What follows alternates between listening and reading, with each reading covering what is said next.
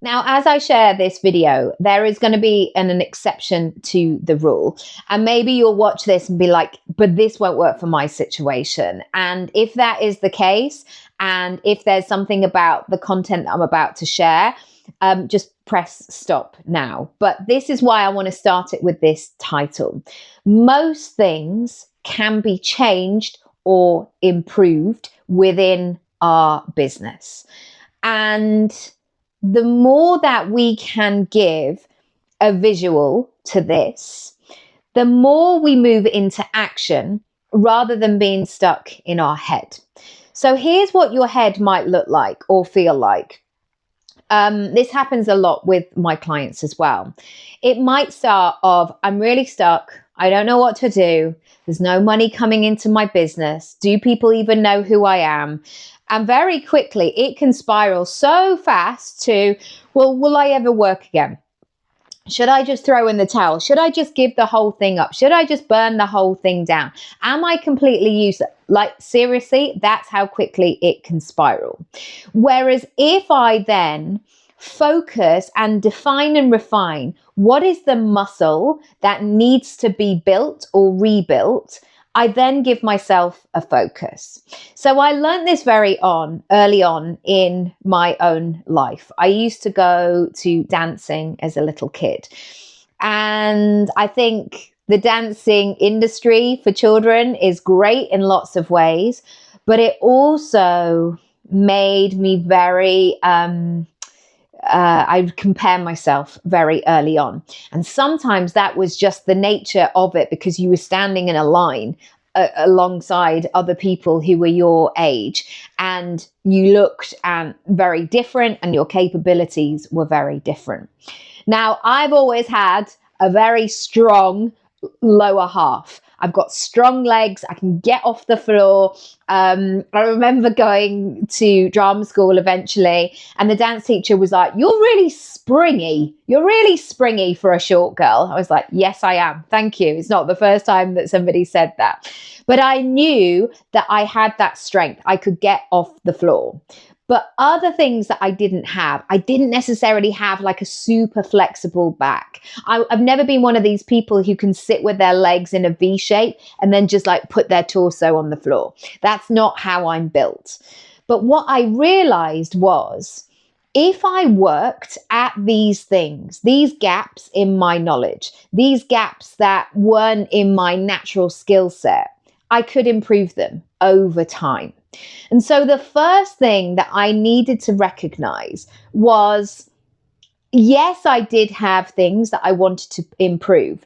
But secondly, already I had lots of good things going for me. And I think most people have that. When they're building their business, there will be lots of parts of this puzzle that you have natural ability in, whether it's your skill set, whether it's your experience, whether it's what you used to do in a corporate job, there will be certain elements of it that you can just do with your eyes closed. And so that is my first exercise for you today. If your head is shouting that you can't do this, this is not working, you always mess up this thing, please don't allow yourself to see that as a whole picture. It isn't the whole picture. It's only a small part. The second thing I want you to do is to make a conscious decision. I don't believe that success or results or progression just happen by accident. I've seen that in all of my life, that there needs to be a communion. There needs to be a relationship. And that sense of if you put energy and effort and time and focus and maybe money into something, that's when you get a reward.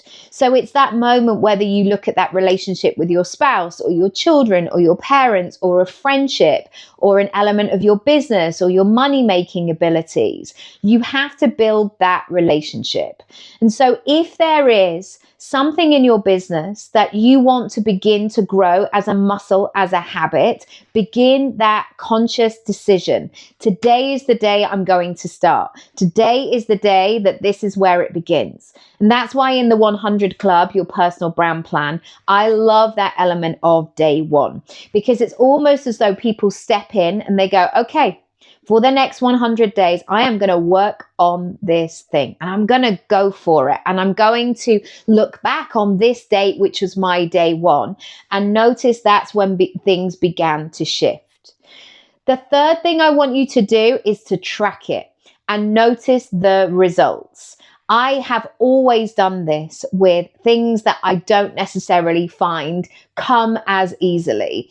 So when I really started to build a exercise habit, for example, and when I say a habit, I mean doing it regardless, not just when I felt like it, because I also realized that I felt like it maybe like once a month, twice a month. The rest of the time, I didn't really feel like it.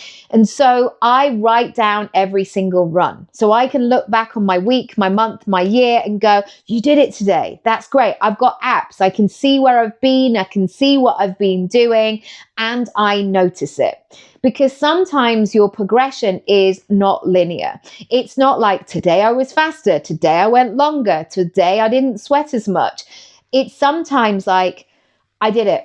I went today, even though I felt like everything was against this moment, I still did it anyway. So track it and notice your results.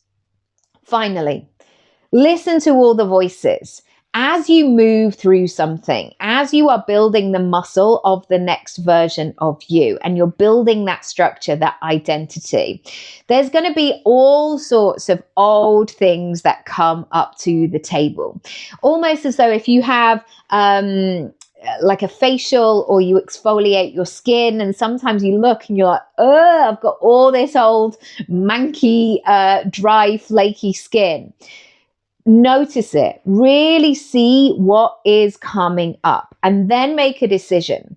You can listen to those voices and continue in the same way you've always been. You know, that kind of playing small, like, oh, maybe it's this, overly humble, telling yourself you can't do it.